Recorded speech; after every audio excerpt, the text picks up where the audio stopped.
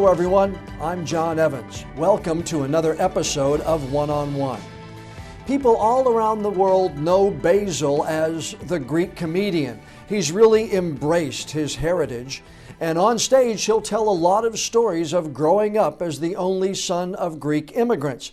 But Basile Katsikis is more than just a comedian. He's also an entrepreneur. He's also done a lot of voiceover and character work.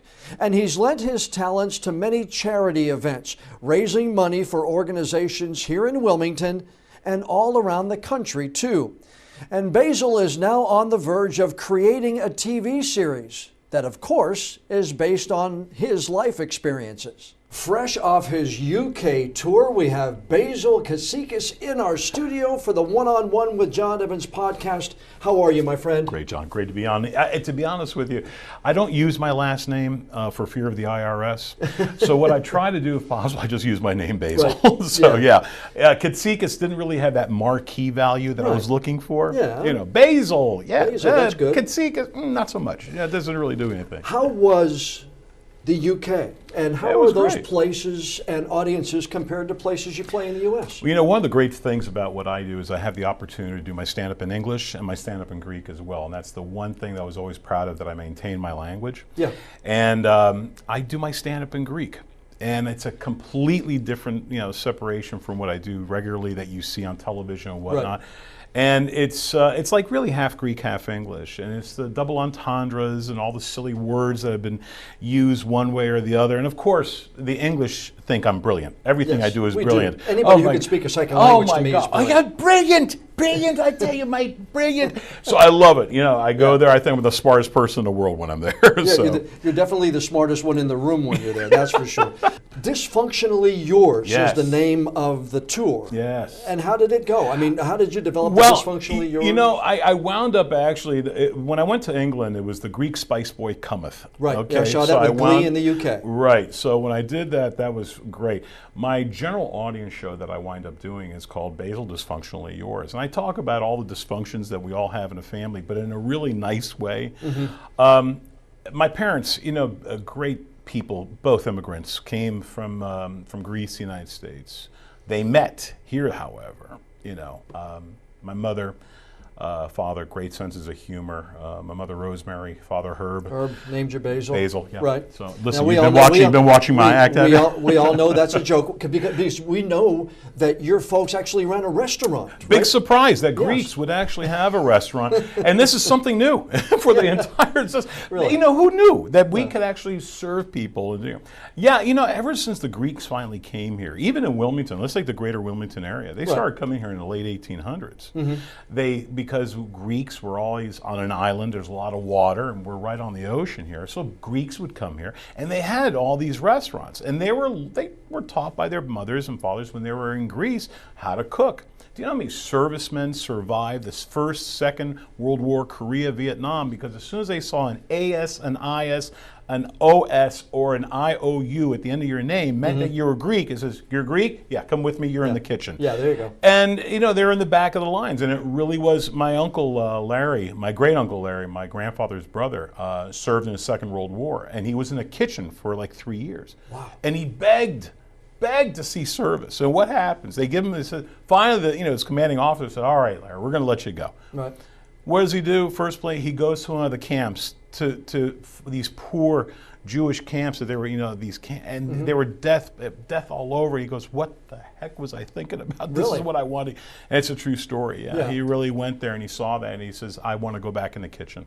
That's all I want to do. You grew up in New York, New Jersey, right? I was actually born in Jersey. I was raised in Long Island, New York. Mm-hmm. Went to school, played a little ball at Purdue, and then wound up finishing up at Cleveland State, and went to law school at Case Western Reserve. Now every kid growing up in the Northeast, I grew up in Pennsylvania, grew up in Jersey, New York, New Jersey, Pennsylvania, everybody thinks they're a comic when they're a teenager. Hey, you want to hear a dirty joke? The pig fell in the butt. You know what I mean? Yeah, really. John will be here all week. All week.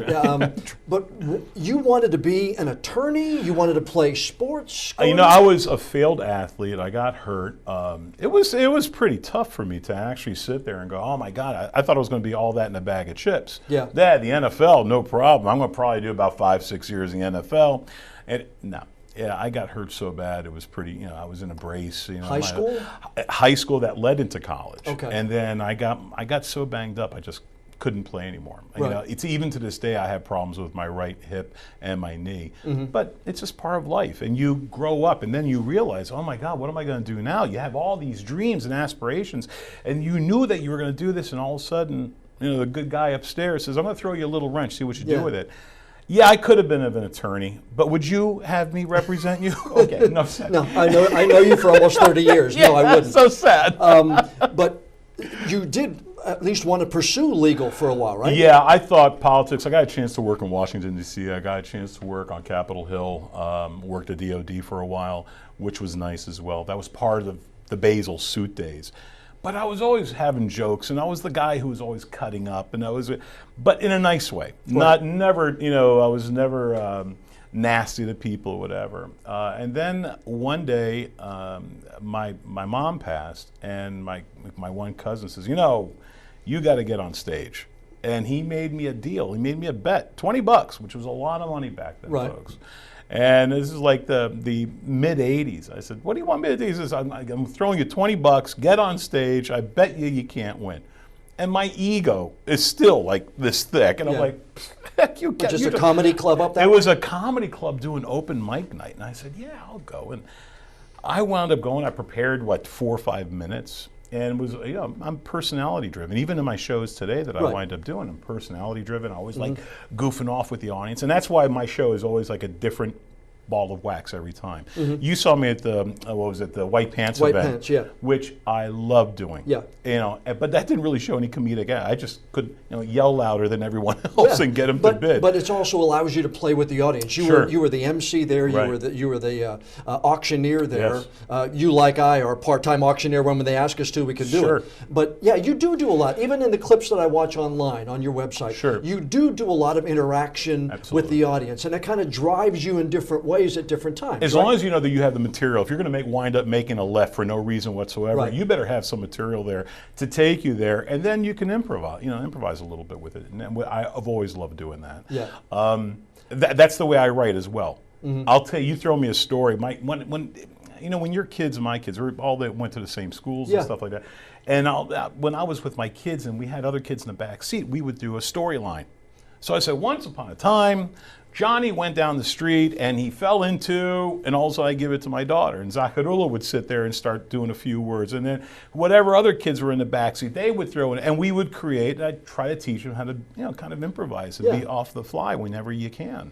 And to me, it's what I do. That's neat. And so your first night, you get up on stage. Do you remember that night like it was yesterday? I have it on tape. Do you really? I have it on tape because my cousin says, we got to keep this for blackmail purposes, Little did I know there was going to be a guy who was, remember America's Funniest Videos back in the day? Yeah, Bob Saget did it. Bob Saget did it, but one of the exec producers was a guy named Dino Vince, who was the owner. Next thing I know, he said, hey, you're funny. How about opening up for, and I can't remember who the acts were and stuff. There was a bunch of different acts that came in, no one big names and stuff like that. And I said, sure. Hey, what do you need me to do? He goes, just do 5 minutes and then do another 5 minutes and then bring the guys up. Sure. And I created the whole thing like, this is my show. I just happen to have a couple of guests with me. Nice. And that was the attitude that I wound up having. And to me, that was a lot of fun. And that was back in 1990, No, this is like back in the late 80s. Late 80s? Late 80s. And I started doing it. I said, who knew? I graduated college.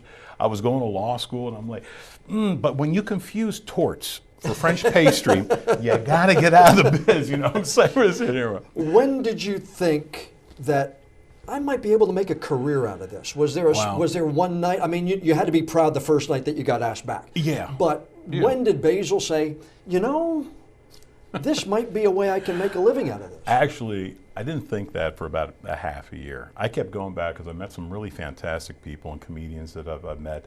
I mean, I started off with guys like Steve Harvey. So Steve Harvey did our first Showtime special together. Yeah. And I wish I would have sent you that bloody picture. Oh, for God's sakes. But it was me, Steve Harvey, Mike Vedovan, Bertice Berry, Special K. We all went up there and we knocked boots. It was great. Harvey and I got the nod up to move up, and we did. Then I met my wife, Kula. Right. And whenever you meet a woman, it just goes to hell right there in a handbasket. But she, like my wife Sheila, and we've known each other since the girls were at First Presbyterian Preschool. And I don't want to diverge too much, but I give my wife, because of all the hours that I worked building a career, how much is Kula so imperative in your success? Because you've got to go away. You're just telling me you've got to go to LA this weekend. You're going to Myrtle Beach the next couple of days to fill in. You can't do that without strength at home. Well, I wish I could give her the credit, but I'm not going to. And the thing is, no, of course. Yeah. Without my wife, I'd probably be nothing. Yeah. Same thing with you. Yeah. Because you and I are kind of cut from the same cloth. Our kids are our first priority. So if it means us doing what we do or taking care of our kids, we take care of our kids. But how lucky are we that we have the opportunity to fall back on someone like our wives and also the family system that we have to go ahead and actually take care of the kids, to allow me to go out to do the things I do, to allow me to do a tour in the UK or to go to Australia for 5 weeks or to go to whatever, and you wind up doing these things. Of course you have to have a strong, and for all the men watching in here, I'm not joking. I mean, I kid around a lot when I talk about my wife, Kula.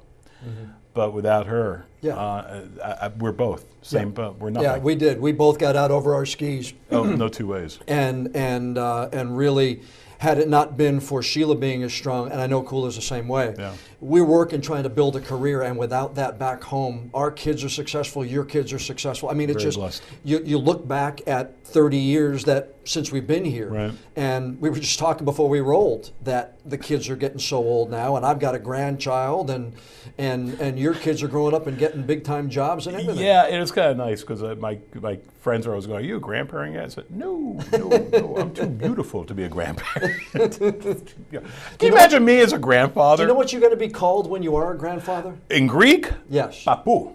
Oh, there you go. Papou. Okay. What do they call you? Well, Pop. He can't really talk much yet, but that's what we're going to have him call me, is Pop, because that's what my dad was, and that's what which is great. You know, sometimes I heard me mom, Peepaw, and I'm like, I don't know about that. But in Greek, it's Yaya, which is grandmother, Papou, which is grandfather. And it's kind of funny. We have friends of ours that are not Greek, but they've always loved that Papou and Yaya. Yeah. So even though they're as white can be, they sit there and they go, "I'm Papou, that's Yaya," and the kids all know him as Yaya and Papou, which I think is great. Great tradition. It's fabulous the way that you have kept that front and center. And so many of the, as I was doing a little bit of research for this, I look back at so many times you appear on Vegas TV or Sarasota TV, and they always say, as the intro, "Well, my big fat Greek wedding. Well, here's Basile, the Greek comedian." Yeah, and I'll go, "My big fat Greek." Okay, we got it. What a transition. You have embraced your lineage. Sure. But did it ever come to a time where you're like, I wish they wouldn't say big fat Greek wedding and just say Basile the comedian? Sometimes you really, it's kind of funny because when Nia Vardalos actually, and I know Via very well, and when she did the big fat Greek wedding, I didn't know her at that time. Right. The movie just came out. It was an underground success. Yeah. And she was going at the Montreal Comedy Festival.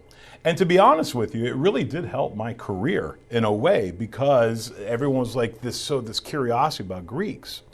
And I really enjoyed that. And, the only thing I was kind of disappointed, I said, all right, Nia, we got to work together, because she worked closely with Playtone, which is Tom Hanks' company and stuff. And I've always wanted to, bring and Gary as well, his partner, Gary Sussman, and to actually sit there and, because Tom wind up marrying Rita Wilson. Right. Rita Wilson is half Greek and then half Bulgarian. What a wonderfully talented lady. And the thing is, I got a chance to work with Nia on certain things. I give her a line or something like that for a show where she goes, "Hey, do you have something?" Or if we went to go and support her shows or her movies, I would write her an email. Yeah. And I don't pester them because I don't like, when people pester the heck out of me. Like you, kept calling me every day. And the last time it took me too long to find your phone number the last time you changed it. It's only been the same for 30 years, John. I know that. When did you get into the voiceover work? Oh, wow. I used to work for a radio station called WMMS in Cleveland, home of the Buzzard. And I always could do different voices, even as a kid. Now, you got to remember, my first language is Greek. Right. So the great babysitter, when you and I were babies, was the TV. Yep. So they put us in front, right? and my mother would do whatever she wanted. My dad had the restaurant. Again, surprise, who knew? And I would start imitating Bullwinkle, but in Greek. So my mom was like, Basile, come here. And, my mom goes, okay, that's it. We got to teach you English. We need to get a VCR. Yeah, so what would happen was I was working with MMS, doing character voices periodically. And WMMS, if you look back in your history, was the rock and roll station of the nation, as voted by Rolling Stone magazine and all the people. And of course it was fixed because everyone in Cleveland kept pushing it. Cleveland Rock, yeah. Yeah, Cleveland Rocks is Yep. what it. So they kept doing that, and I started doing voices. And then I started doing, and one thing led to another. I wound up getting Jeff Kinsbach, thank you, wound up going ahead and writing a letter at that time to the people who owned Bullwinkle. I don't know if I should say their names or not, but Sure. don't worry about it. No, Yeah. so they wound up saying, they sent a tape in. And next thing you know, they're redubbing, fixing some of the old Bullwinkles, because some of the old cartoons that were made, because Bullwinkle, a lot of people don't know, was actually produced in both in Australia and in Mexico to avoid the high union costs. Oh, I didn't know that. Yeah. So what was happening, if you look at the cartoon, it's so simple. It's like opening his mouth. Right, Like yeah. there's no critical lip Yeah. movement like you see in Japanese anime today, right? Yeah. So, I would sit there, and then, they said Bill Scott was the original voice. He passed away, and so we need someone to go ahead and do this. So they threw my name in there, and it was really cool because I got a chance to work with June Foray, who was the voice of Rocket J. Squirrel, and classic what I mean, cartoons. this tall. Yeah. She was this tall, mouth like a sailor, and you just sat there and waited. I did a series of Taco Bell commercials for him, and it was just really, really cool to be with her and to work with her.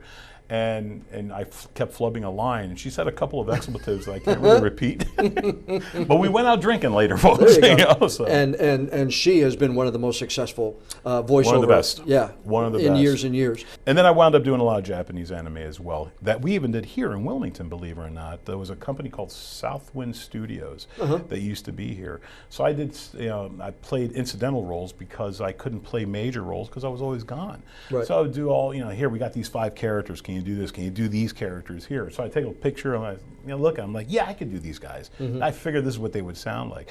And they're so intricate to do Japanese anime because the lip movement is already there.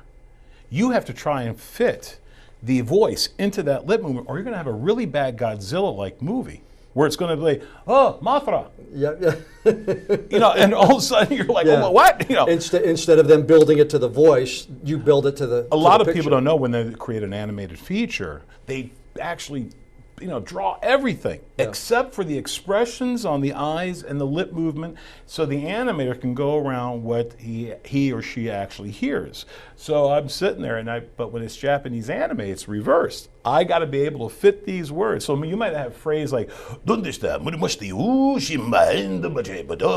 meanwhile the guy really said, oh yeah, really? You fit that in there, so you do the best you can. The 30 for 30. Oh, that was great.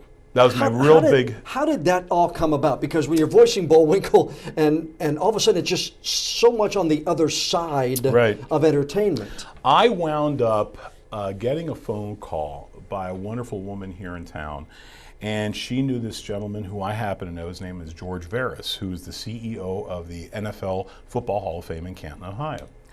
And he goes, who would be really good at this, because he does a lot of voices, the guy who lives near you. And he goes, who's that? And her name is Wendy Yamano. Wendy, if you're listening, I'm giving you some kudos back. Thank you, Wendy. And Wendy Yamano reached out to me and says, hey, George Veras who wound up actually working with Jimmy the Greek, and his last name is really Sionidis. Right. But, again, like Katsikis, didn't have that marquee, So Snyder. Yeah, Schneider. We went with Schneider. It was actually pretty cool, but I lay down some track, and they gave me the sides, and as they're looking at the sides, can you do that? And I would do a great Jimmy the Greek, because it was more of and you got to understand the dialects and the accents that go on with how they say words. From the Western Pennsylvania, Eastern Ohio, there is a distinct type of an accent. So I did a great Jimmy the Greek. And this is one of the funniest ones. I did a great Jimmy the Greek on air, though you saw him on NFL Today on CBS with Brent Musburger, Irv Cross, and all that. Irv Cross. Sure. Phyllis George. And there's a funny story about that, because it actually has something to do with the show that we have here, the Basile show. So next thing you know, he says, okay, that was great. And I said, oh, thanks. I'm thinking I got the part. And he says, well, can you do it? Can you do, and I was with my manager on the speakerphone, can you do Jimmy the Greek from the Dead? And you're like, you want the gig? I'm like, yeah, sure. Had no idea what the heck they were talking about. Right. They wanted someone who was more sorrowful and really felt bad about the way his life went. Right. And if you really listen to it, and listen, I did the actual voices of Jimmy the Greek within, as they were interviewing Irv Cross and Brent Musburger and everyone else, Phyllis George, whomever they had. It was really, really cool for me to go ahead and fill those voices in, and it got nominated for an Emmy. And I was really excited. I was going to say, I was ecstatic when you get that call that it's nominated for an Emmy. Because listen, you know how much competition is out there. Yes. You know, you're in the news industry. Yep. I mean, and the people over there, sometimes you don't really have an idea as to what people really go through in my industry. Yeah. But it's so wonderful to actually go ahead and you get, hey, great job. What a way. You really filled it. And I knew I had something going because I made them cry in the studio when I was doing this. And it was really, really cool because it was a very, very tough moment where his mother and his aunt were killed by a deranged uncle because the uncle thought that the aunt was having an affair and killed both the mother. And he was only 10. Yeah. Only had a 10th grade education. And he lost millions, like 5-6 times in his life. Yeah. You know, became destitute, wealthy, but he was known for the big game. I think it was Notre Dame and Great Lakes University, which no longer exists, for the national championship, and Great Lakes won. Yeah. And he was the great odds maker after that. You know? It really was, and you know, to reach that pinnacle of being nominated with the best is just a huge kudos. It is. You know, it really was. And you know, it's kind of funny because a lot of people don't know that I live here, right? So now that you blew it for me, I appreciate it. I came out of the closet, folks, and that's one heck of a closet. How did you land here? Kula. Yeah. Kula. I said, hey, you know, I asked her to marry me. I fell head over heels in love, and I asked her to marry me. I said, let's go to Cleveland. Oh, you ever been to Cleveland in January, February? And I thought she'd dig it. You know, oh my God, it's snow and it's everything. I put on nice clothes and you know. It's 5 below. Yeah, it's 5 below. It's a heat wave. Oh my God, 5 below. We pray for 5 below. Yeah, you know. really. But we actually had a wonderful time, and then she said, she was real honest about it. She goes, Baze, if you want me to marry you, I'll marry you, but you got to come down here. And I understood, because if we were going to have children, how could I possibly even think about keeping her up there with no one except my mom and dad, and her to be by herself with no real friends that she had, her own friends that she grew up with. So I said, yeah, I travel a lot. That makes sense. In the first year, John, I'm not going to lie to you, it was tough because I'm a huge Indians fan. Yeah. I'm a huge Cleveland Browns fan. I know. I feel you're okay. Yeah.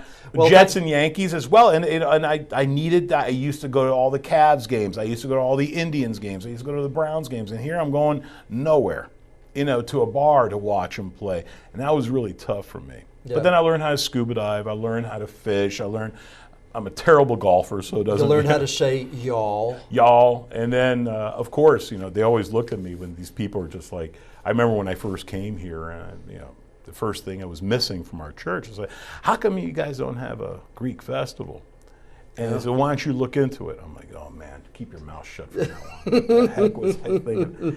Open mouth, insert foot, and chew. Oh my gosh. And so I did a little bit of research. I really didn't know the community all that well. Right. But I figured people are people. And I'll never forget these naysayers in the beginning. I was with a good friend of mine, John Saris, God rest his soul, and he was about 30 years my senior. He goes, come on, I'll help you. I'm from Cleveland too. Come on, let's do this. And I said, fine. And it was a great team. And we put together a great team of individuals within our community. Yeah. Many of you know who they are. And if because I'm going to leave out a name here or there, and I don't want to do that. But the community got together, and we created the Greek Festival. But I'll never forget in the beginning, he says, it'll never work, Basile.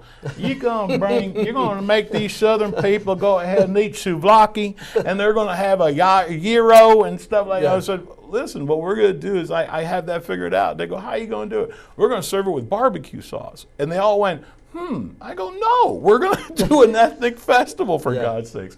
So we did the festival, and for the first 4 or 5 years, I was in charge of it. And then I became, kind of like the spokesperson for the Greek Festival, doing all the commercials, and I knew all the media as well. And it was very easy to do. Oh, and it's been so successful. Oh, it's been a wonderful I have to diet like 2 weeks before that festival every year, because whenever we get a reporter to go over there, they bring back one of everything, and the entire newsroom just has this glorious odor. Yes, all day long. A glorious odor. I've never put those two things together. Well, I mean, I'm not a cook, I'm an eater. You're so deep into the community. In 2016, you were the principal honoree of the American Hellenic Educational Progressive Association. Where did you get this? I do my research, buddy. 2018, you helped raise more than $17,000 for a school in Illinois. This year, you did the Last Chance for the White Pants event. Wow. What drives you to do that kind of work? God. It's kind of funny. I was always a nut. I was always a crazy guy. I was the one who was the athlete who would jump all over the place, jump over piles and go crazy. I was always the one pushing the envelope within reason. Always respectful to my elders and to my teachers. But you know what? I just kind of dig it. I really do. There's a lot of organizations, Greek and non-Greek, who need help. And I have a certain talent like you, and we have the opportunity to go ahead and to help these organizations. And I figure, why not? If you have the talent and the drive to go ahead and do it, and I don't care if it's Greek, like I said, or non-Greek, or whatever the case is. Hey, can you do us a solid? Can you do this? Can you help raise money for the kids? Can you do? What am I going to say? No?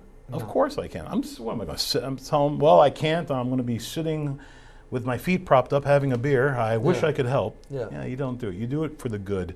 And I've been blessed with a talent, and I might as well use this talent. And I love this community. If there's anything I can do for the community, I try to do my very best to do it, like you. Well, and, the thing of it is, and what I've said to a lot of people is, with our work, because like I said, you're going to wait for a couple of days, or you're going here, going there, and with my schedule, I can't get to early morning meetings, so my way of helping is MC. Moderate, do the things, because we can't get in on the grassroots level. You did on the festival, but in so many of these other things, if my big mouth can help, I'll do whatever I can. And we're, like I said, we're cut from the same cloth. So if there's anything that we can do, if it's possible, if it's feasible. Now you got to understand, I'm over a 2 million mile flyer with American Airlines alone. That doesn't count Delta and United and a lot of the other airlines that I fly. So I'm getting frequent flyer miles right now, just sitting here. Okay, I don't know how I do it. But it's kind of cool because, but again, if you have the opportunity, and it's not a thing of great faith, even though I am a believer of my faith, it's not a thing, you just do it because it's the right thing to do. And if you can do it, and sometimes my wife, screams at me, says, hey, you got to slow down a little bit, whatever, or, I do the best I can for whatever. And I do the same thing. I run it by Sheila and say, what do you think? And she'll say, did we have a good time last year? Let's go back and do it again if we can. The same way. You guys were, like I said, at the White Pants. It was great seeing you there. Oh, yeah. And I loved it. Absolutely. Yeah, it's a fun time. When did you get to the point in your career, and I know everybody, you never think and you never stop trying to improve, but when was there a night where you thought, I'm pretty good at this, or you felt accepted into the stand-up comedy union, if there was one? There was. There was a thing called the PCA back in the day. But when your peers look at you, like a lot of comics will go up on stage and they try to be really hip, for the other comedians. I don't care about the other comedians. I've always cared about one thing, and that one thing has always been the audience. Right. Because the audience is paying your salary. The audience is the one who's coming back. The audience is the one who's buying your T-shirts and your DVDs and this and that. Your audience does it. And when your peers sit there and they look at you and go, oh man, Basile killed this place. Oh man, it feels good. It feels like, and then when you do these major shows, if it's the Tonight Show or if it's a Showtime special or if it's an HBO thing or whatever the case is, it feels good. People, and I don't sit there and go, I'm Basile, Yeah. You know, I only do that at home, and it gets me nowhere. Yeah. Okay. Yeah, I'm the same exact way. And as my kids got older, I got less and less down the ladder of importance in my house. And you're the same way. Well, it's like I could win an Academy Award, and Kula would say, "Hey, take out the garbage." Yeah. I said, "I just won an Academy Award." That's nice. Yeah. Take out the garbage. Yeah, Dad, tune my TV. It doesn't work. I'm having problems with the Wi-Fi. I don't know what to do. What do you do? I'm kind of like, all right. Can you explain Basile's Greek-style seasonings to me? The success of that? You know, John, there's going to be a lot more coming out. I have kind of always kept low, especially with the production company and stuff like that. People are very close to me, will ask. And I had to keep low because we didn't cut the deal yet, or we were very, very close to cutting the deal, or I wasn't allowed to say anything. With the Basile Foods, because I want to bring food and entertainment together, because it goes together. Right. You know. So one day a guy approached me from Montreal and he goes, "Hey, I really would love for you to try some of my seasonings." Okay. You know, Yeah. Hey, I got a bottle of vodka. I want to name it after you. Yeah. Your ego can get it over and you just go crazy. And I'm like, yeah, whatever. Okay. And he had some seasonings. And of course, I go to my mother-in-law, Big Dina, and I said, "Dina, you got to help me out with this." "Yes, I tell you. I say you what you need to do now." There you Okay. go. So it took us, I called it my baby because it really took us like 9 months to go back and forth and to send his seasonings back. And so we need more of this and more of that. And we came up with 5 wonderful seasonings. Basile Foods is my company that we have here. And we took a step back because we wanted to make sure that we integrate the food into the sitcom that we have right now. Yeah.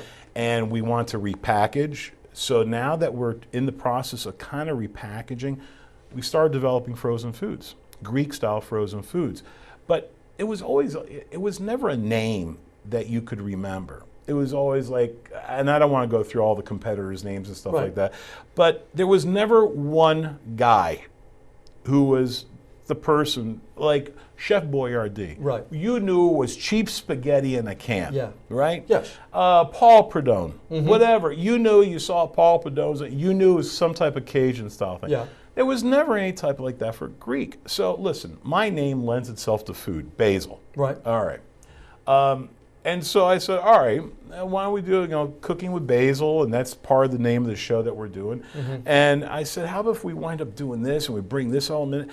And one thing led to another, and these seasonings were really good. And then we started being all over in supermarkets up north, in the north region, some down south in the Florida region as well with Publix. Yeah.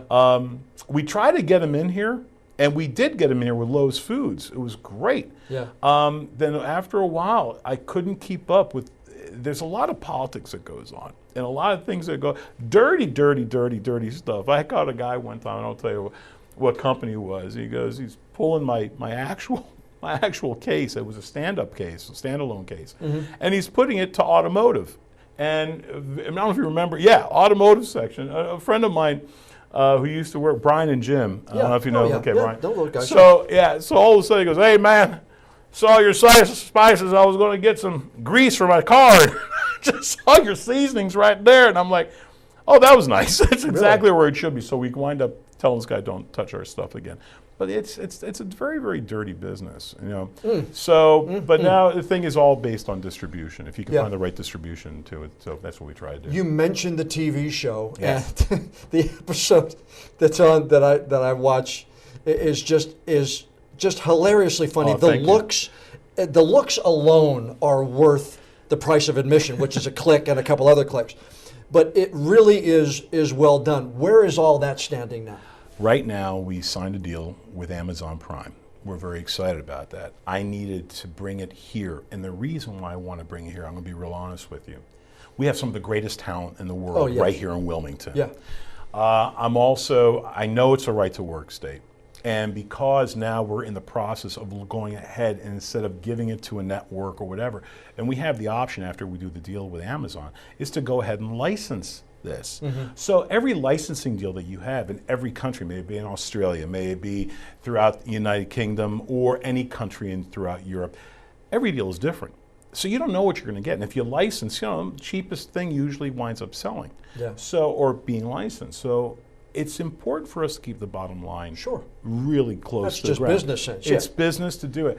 But to pay the people that work for you, really, very well, I can't afford New York's prices. I mean, to go ahead and rent Kaufman is ridiculous. Kaufman Studios, where I can do it down here at Screen Gems, is night and day. Yeah. To get my day actors here, beautiful. I can still bring my SAG-AFTRA actors down here, and I'm really happy that I could say that my actual group of people, my actors, they loved it down here. When we cut, that sizzle that you saw. Yeah. They got the biggest kick out. Yeah, I know. And what we want, it's a dysfunctional thing, dealing with an irascible father and dealing with a guy my age, having to deal with a parent who's still living and is making you go crazy. Yeah.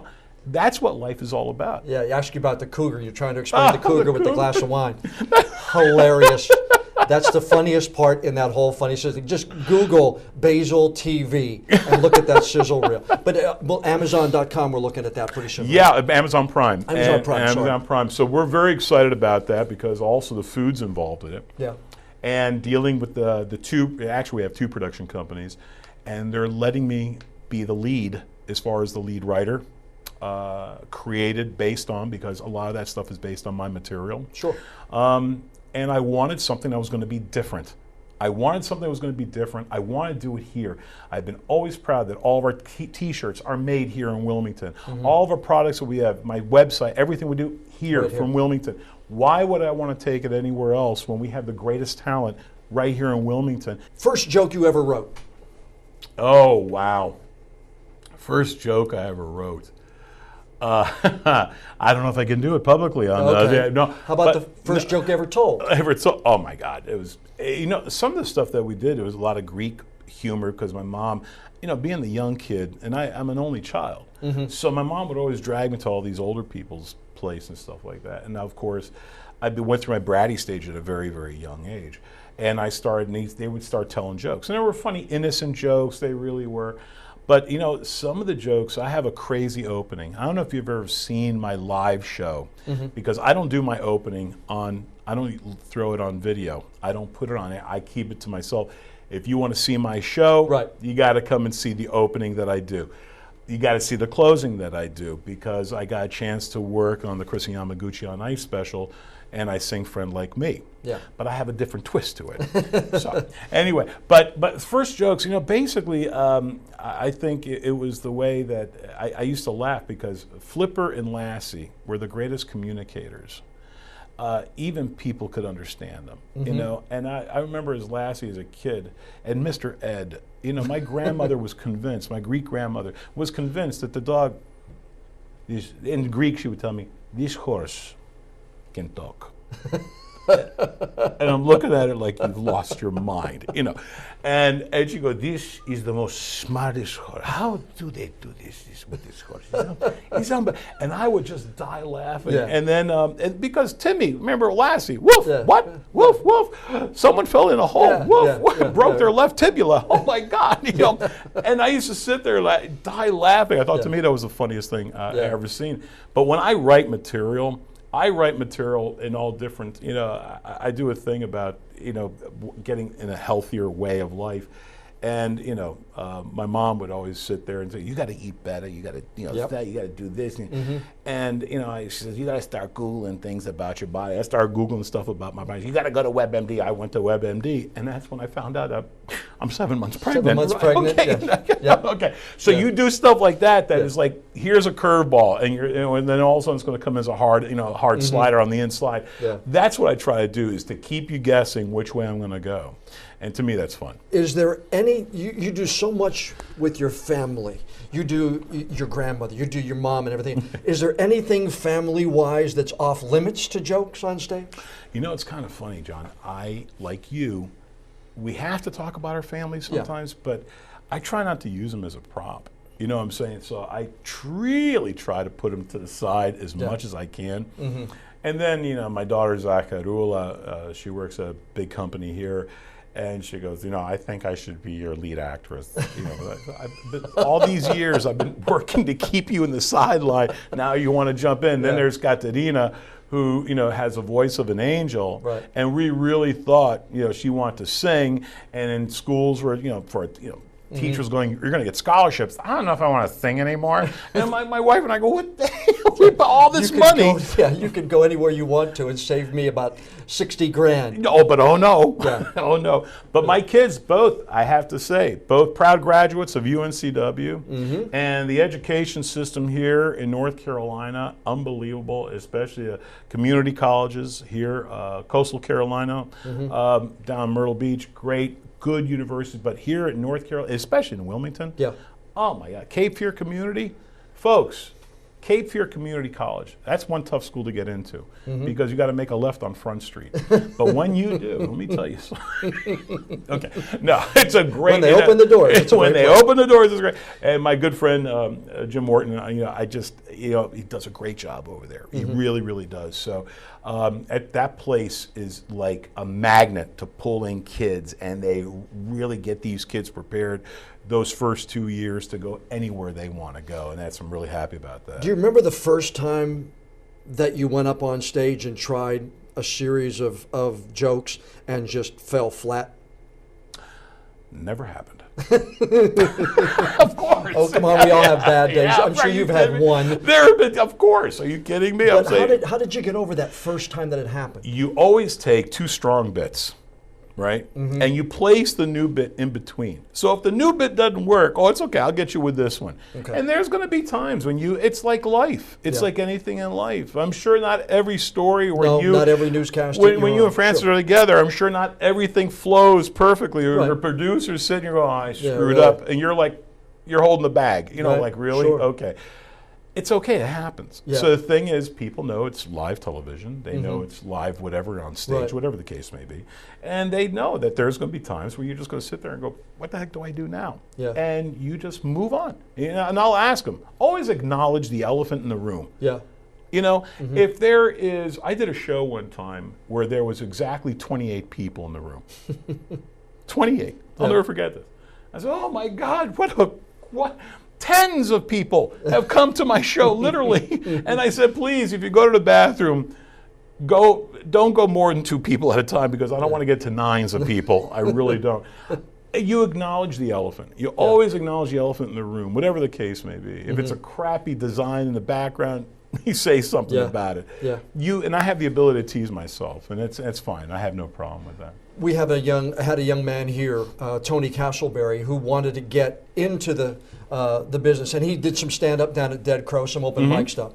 And to watch him in the process of writing jokes, he'd come back and we'd sit around talking, how did this set go? Well, this went well, and that went well, and this didn't go well. So we tried to write another joke that went through the whole thing. What do you tell young comics who are trying to get into the business that you're in? Get as much time as you can. I don't care where you want to do your time, get as much time. Learn. We used to sit there, Harvey and I used to sit there and look at each other, and we'd do these one-nighters. And it was we call it combat comedy, CC. And so what is it? Oh man, it's nothing but CC. And you're like, oh, okay. That means you got to go in there, take the room by surprise. If it's a loud room, almost like when it was like White Pants event. Right. A lot of people drinking, partying, having a good time. But when we were trying to get those people, I started getting their attention by going over here and I'm going over there and making sure that they were on their toes, prepared to listen to me. I am the focal point. This is what I do. You're going to listen to me. This is what we're going to do. I'm going to make it fun for you guys. Let's be part of the program, bam, bam, bam. And we all had our different ways of doing that. And that was, to me, a lot of fun. It's a challenge. And I love when comics would go, oh man, they're tough. Oh man. I'm like, okay. So I just, okay, then I go up. Yeah. And you blow the room away and you go, how did you do that? I wish I could tell you, but no. No. I'm not going to tell you. No, you got to learn. You got to learn. And so the new comics that are out there, and those, because I'm going to be, you mentioned the Dead Crow, I'll be at the Dead Crow. And what a wonderful name for a comedy club. it brings a smile to your face. It could have been jesters, or it could have been, ha-has or whatever. Front Street, Front Street, Comedy Club. Comedy Club, no, Dead Crow. Ah, yes. Yeah, okay. But I'm going to be there. We'll talk about it before I take off. But you get as much time as you can. And even for any of the kids that are watching right now, you want to be a comic, you want to be a comic writer? That's fantastic. Start writing. A writer writes. Write. But, I write the way that I speak. big cap letters when I want to be louder, right. pauses with a ... You do all that. To me, that's fun. You're creating an image. The way that you saw the sizzle reel of the Basile show, I created that. I put that together. I said, we got to do it this way, and the reason why it's got to be done this way is so we can have the pause, the laughter, the facial expression, that you know that people felt uncomfortable, and that was the great thing about doing it. So for anyone who has an idea that they want to be a stand-up comedian, or they want to go into that genre of type of work, do it. Even if you're an actor, act. Yeah. Go into theater, local theater, high school theater, local theater. Get on stage. Whatever. Yeah. It's no one's excuse except your own if you're not doing that. So. What has social media meant to stand-up comedy? I read something a little while back that said, everybody's got a phone, everybody's got a camera in their phone, they're recording video. Is it difficult now, social media-wise? Has it built in any challenges to your business? It's kind of funny because you have some people who really have hardly put any time into doing and working their craft, but they did something stupid that gets them, I don't know, 500,000 views. You're like, oh my God, right? I just did a thing on, am I allowed to mention? Sure, okay. Yes, yeah. Laugh Factory, Hollywood, WH, or HW I should say. Yeah. And there are 2 segments I put, and they were just small little segments. But we got like 1.5 million views. Right. And they're a little bit crazy, and they're a little bit off the wall. That's my general audience show. Sure. But people love that. Why? And it brings them to see you live. And once they realize, oh my God, I've seen this guy like 5 times. Yeah, he does basically a lot of the stuff, but it's like thrown at you in a different way, and you don't know which way it's coming. Well, that's great. That's where you learn. That's where you can learn from your phone. Yeah. That's when you can sit there and go, I tape myself doing this. John, the first time they needed a tape, when we started doing comedy, send me a tape. Yeah. Remember that? Yes, I do. It was the old VHS tapes. Yep. To have a videographer to come, that's what they referred to him back then, as videographers, to come was like $500. Who the heck had $500 to tape you for one set? So what I did is I actually took a box, a real box, and I actually created a stage on the inside with curtains and a checkered floor with a mic stand. And then the night before I took pictures. I took it to a 24-hour developing place to take the pictures. And I put them on some type of a mat behind it so they would stay rigid. And remember the long fireplace matches? Yes. Yeah. Glued them up there. And I taped the set. And I had lights, it was kind of dim, and I had these huge flashlights coming down like there were spotlights. And I had my 8x10 and everything, and I created this show using that, what were they called, Damaраmas or something like that? I know what you're talking about. Yeah. And I got the idea from a kid. I wasn't married then, and all of a sudden I started doing these things. I had the little tape recorder, and I put it down, and I had a sign by Basile, and also I had my headshot coming this way, then also I had the character, ladies and gentlemen, Basile, and I come up with all these different characters I had these cutouts of, and people died laughing. Yeah. And the first big thing that we wound up doing, I said, if you catch them off guard with something that's with, taste, they're going to laugh. So I had the thing called the centerfold of comedy. And it was a centerfold picture. Burt Reynolds came out back in the 70s with Playgirl, right? Yeah. I said, I'm going to do the same thing called the centerfold of comedy. Yeah. And it worked. And if you go to old comedy clubs that are still in existence, you'll still see my centerfold picture. And it's on your website. It's on my website, too. It's on the website as well, sure. Yeah. But it's some people say that it's made it difficult because you've got to dial back some of the things. But in my view, people are going out, they should expect when they go into a comedian, right? You wind up going, you got to remember too, that one of my biggest concerns is if I do go too crazy, I also have a huge following from the Greek Orthodox Church. Sure. I'm talking priests, bishops, metropolitans, archbishops, and even the big guy upstairs. Right, yeah, so that even I don't want to say worse, but even more important. So the thing is, you got to be able to do something within taste. And I'm also a parent. I was always a dad, and I had to be careful what my kids see. Sure. When Zacharula first saw me and Katerina first saw me on stage, they were crying. I guess my set wasn't as good as I thought. But no, they were crying because people were laughing. They thought that they were laughing at me, not with me. Right. So it's a big difference, with the two. So when they realize, and all of a sudden they go, yeah, man, it's pretty cool. Or my daughter will sit there and go, oh my God, I just saw my dad on this, and it was so cool to see him on it. To me, it's like your kids too. Listen, when you wind up doing ACT, and you and Francis were doing your coverage, and it doesn't matter what hurricane, if it was Dorian like it just passed, my heart went out to y'all because you did such a great job covering the news, letting people know what was going on. And I knew that you guys were exhausted. Yeah, well, I appreciate that. No, yeah, and you deserve the credit that I'm giving you. Yeah. You are going to be at Dead Crow, and you're doing 2 sets now. You're doing one for the general audience, and then you're doing 2 nights of the Greek show. That's true. I'm doing my Greek show on Sunday, and I think that's the 23rd. Right. Okay, it's on the 23rd. Yep. And then the 21st and 22nd, that Friday and Saturday, I'll be at the Dead Crow doing my general audience show. Okay, 2 nights general, 1 night the Greek show. That's correct. And then we're doing Growing Up Greek in America, which is the takeoff, which is it'll probably be about 20% Greek, about 80% English. Yeah, you're just all over the place. I'm running all over the place, but you know what? I love what I do, and you know as well as I do, as well as all the viewers right now. Love what you do. Never work a day in your life. You're right. You're right. So how fortunate are we that we have great families, that we have great jobs, and that we could still make a living doing this. And it's great for me. You and Francis. It's really, really, really cool to see.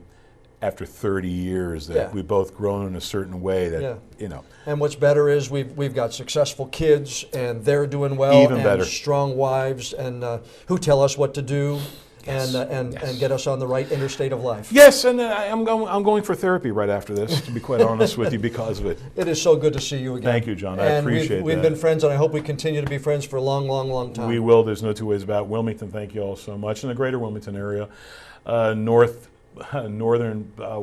Myrtle Beach, and all those who get the signal. Thanks for all the support, and keep watching WECT. I appreciate it, man. Good luck. Stay safe. Thank you so much. I appreciate that. A big thank you to Basile for sitting down for an entertaining podcast interview. To check out all things Basile, go to basilelive.com. You can watch some of his stand-up routines. You can check out his spice line. You can watch the sizzler reel of his TV show. Everything Basile is at basilelive.com. And if you're anywhere near Wilmington for November 22nd, 23rd, or 24th, make sure you get tickets to see his on-stage show at the Dead Crow Comedy Club. Now, before we go, I'd like to ask you a favor. Please download and subscribe to the One-on-One with John Evans podcast on whatever podcast app that you use to listen to your favorite shows. And if you would be so kind, please leave us a rating or a review. We really would like to know what you think of the interviews that we do. The more ratings and reviews we get, the higher we'll be listed on the podcast apps, the better chance we'll have of bringing in even more new listeners. I'm John Evans. Thanks so much for joining us for this episode of One-on-One.